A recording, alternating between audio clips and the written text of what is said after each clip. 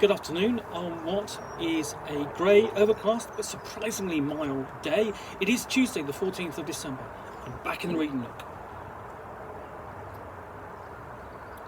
with a nice hot cup of tea and a big box of things to unbox, of which I have been delving into. And the next thing I'm going to pull out is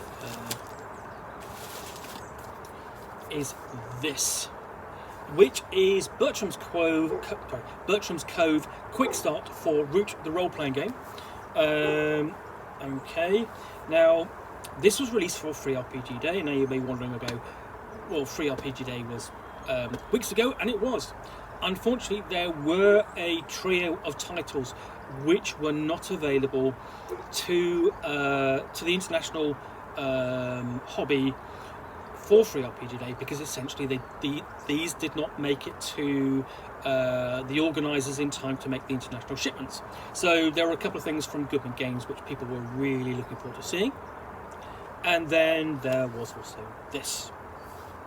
So what is this? It is a quick start for Root the Role-Playing Game, which is based upon the board game Root, which is an asymmetrical war game of anthropomorphic combat in a forest, between various species: cats, rats, squirrels, owls, etc. And then basically that's from Leather Games, and Magpie Games are doing the role-playing game, and they put out a couple of quick starts so far. They put out one last year for Free RPG Day, and now we'll put out the second. So, war has returned to the Woodland. The Marquise de Cat led her armies to victory over the many clearings, but the eerie dynasties rise again to oppose it, and the mice, rabbits, and foxes of the Woodland do not sit idly by. The Woodland Alliance emerges, a homegrown rebellion to free the Woodland from any oppressors. In the midst of this war, you and your friends, vagabonds all, travel between the clearings. You take on the jobs that no one else will or can do. You choose whom you serve, if anyone, and you may tip the balance of the war. Root the Role-Playing Game is based on the award-winning Root, a game of woodland might and right, the board game by Leader Games. In Root the RPG, you play vagabonds going on adventures and changing the woodland with your actions. This booklet is a sampling of the core rules of Root the Role-Playing Game, complete with 6 pre-generated characters and an entire pre-written clearing to give you a strong starting situation for a few sessions of play. Open the book, give it a read, pick some characters and get playing. All you need is some paper, pencils and pairs of 6-sided dice. And Root the RPG will be available in retail on January 26th, 2022. Let's see. And it's basically got a link to the Root RPG site for more information. So the first thing I'm going to say is this is perhaps one of the sturdier titles available on Free RPG Day. Now, I hope you made it to an event yourself, your local shop, and was able to find something interesting.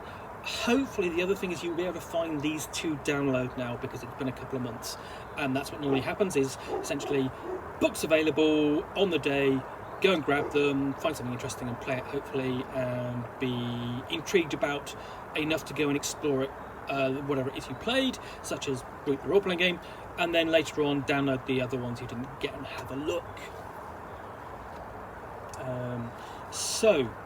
We open up, we've got an explanation about this booklet, what it is. It's a preview of the Root the Role-Playing Game, and it's got a guide to the basic moves there, and explains what it is there with a contents page.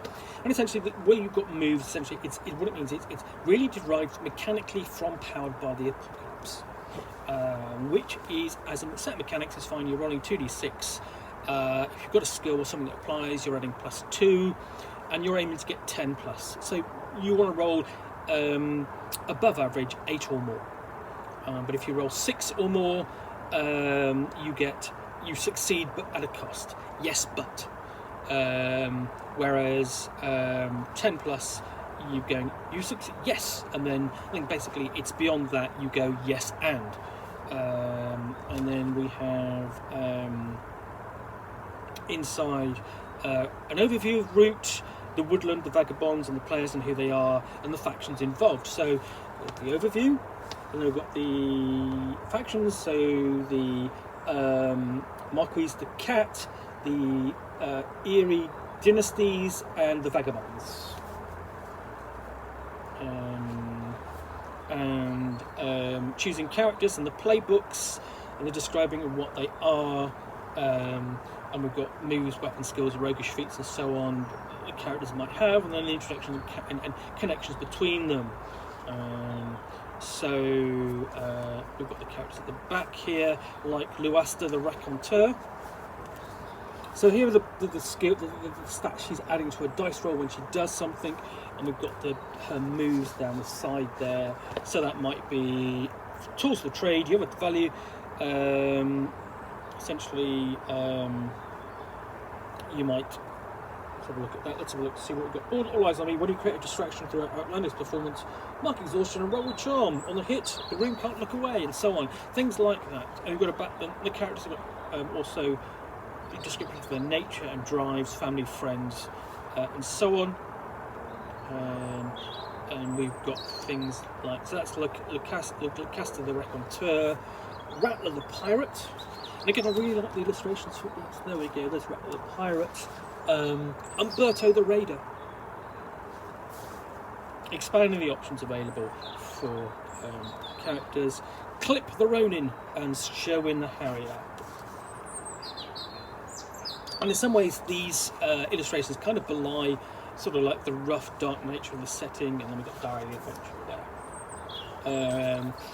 Because it's a lot more dangerous than necessarily the artwork suggests.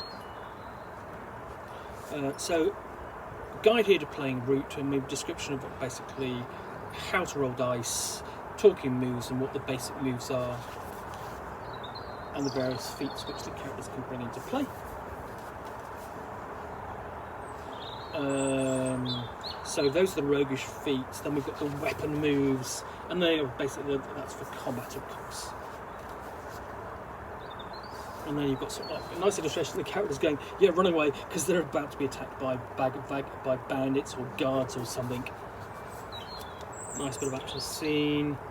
We've got descriptions on harm tracks. Basically, you're tracking your degrees of exhaustion, injury, depletion of resources, wear and tear, and that sort of thing, as well as morale.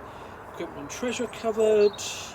Changing PCs, the GM reference, and NPCs and harm. And basically, here we've got the section for the referee and how to game master and how to handle the game.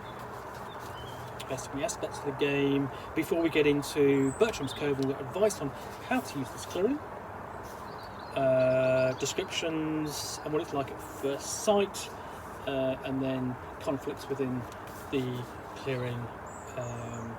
So there's one core conflict, and then it's got other different conflicts which the player characters can involve themselves in and bring into play and get involved in.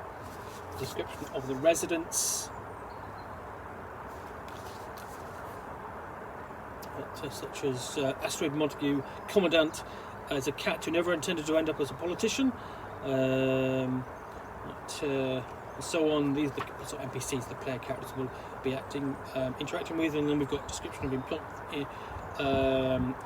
places, and then we go into where to begin. So this is really essentially, well, that's almost half the rulebook taken up essentially with sort of background and rules before we get into sort of essentially how to begin play, and that's just a simple advice before we get into the playbooks, essentially the character sheets for each of the different types of characters. Rather than anything, essentially this is not a scenario in the sense of beginning, middle and end. It's very much sort of like a cross between a toolkit and sort of like a setup for to have adventures within Bertram's Cove, and what you have to go with that are the conflicts that are set to blow, whether set to blow or to catch a spy, treasure in the depths, and each of these has got essentially half a page of detail, and explains what it is and how it develops as the player characters get involved. So this isn't necessarily what I would call your first role-playing game. It's a bit more complex than that necessarily, but it's certainly someone, if you wanted to involve yourself in something that's a bit more storytelling orientated, but still have the action and so on, and also basically if you want something anthropomorphic, but still kind of gritty, because that's how it feels, you know. Because you look at the artwork and it is cute, but at the same time, it hints at something a whole lot more dangerous. You know, if you look at Rattle the Pirate, he's a pegleg, and he's got an eye patch, so he's a dangerous adventure. So that's you know, getting across sort of like the nature of the setting. Anyway. Root, the role-playing game, obviously coming out soon, but in the meantime we'll find a copy of Bertram's Cove Quick Start, and that will actually give you quite a lot of adventure over the course of a few sessions. And I think you really will actually enjoy that, to get a taste of what the game is like. And I think sort of like sometimes you get quick starts of go, here's some characters, here's a scenario, beginning, middle, end, that's done.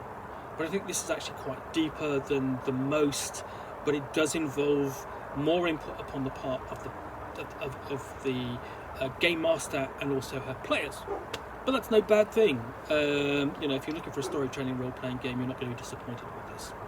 Anyway, thank you for watching another unboxing of Nook. If you've enjoyed this, please do click the like button down below, and of course, if you've got any comments or feedback, please post those. I do take the time to read them. And lastly, if you want to be alerted to yet more unboxings in the Nook, where you will see me out here with a parcel of some kind, which I will unbox and reveal a book or game, which I will talk about to the best extent of my knowledge, roughly 10 minutes or so, all of course accompanied by a nice hot cup of tea, and sometimes a cat who is not ours. Then please do hit that subscribe button.